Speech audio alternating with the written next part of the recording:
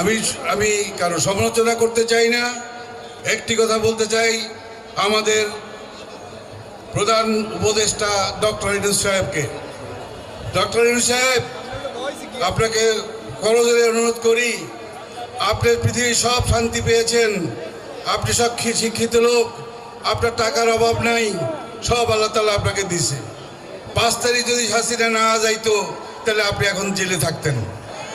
আপনার ইতিহাসটা ভুলে যেন না।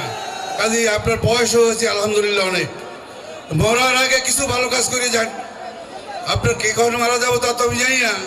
বিএনপির কোটি কোটি লক্ষ লক্ষ সৈনিক জেলে রয়েছে, বিএনপির কত লোক মায়ের কোল খালি হয়েছে।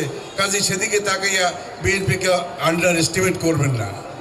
কাজে আপনি এই সময় আছে, সুযোগ আছে পৃথিবীতে বেঁচে থাকার একটা অবলম্বন। কারণ মানুষ যখন কিছু করে যায় সেটাই তাদের ভবিষ্যতে মানুষ বলে যে এইটা ওর মুখে করে গেছে। কাজে আপনি কিছু করে যান আমাদের জন্য, আমরা আপনার পাশে আছি। আমাদের দলের যে চাহিদা, যেটা বলেছে আমাদের দল, আগে পার্লামেন্ট ইলেকশন দেন, তারপরে আপনার যা যা করার করেন। আর এই পোলাপান নিয়ে যে রাজনীতির শখ আপনি করেছেন, পোলাপানে যদি সব পোলাপানে বিয়ে করে যদি বাচ্চা হইতো তাইলে দেশ চালানো সহজ হইতো। অত সোজা না, অত সোজা না। বিএনপিকে ছাড় দিয়েছেন, আমরা ক্ষমতায় না, অথচ আপনাদেরকে প্রশাসন কিছু সহযোগিতা করে। কারণ আপনারা জানেন বিএনপির সাথে খোঁচা দিলে আপনারা টিকতে পারবেন না। কাজেই আশা করি আপনারা আমাদের জন্য কিছু ভালো কাজ করবেন।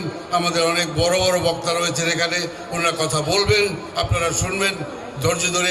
তরুণ নেতা জিয়াউর রহমানের আদর্শে তারেক জিয়া দেশ পরিচালনা করতে পারে। আসসালামু আলাইকুম।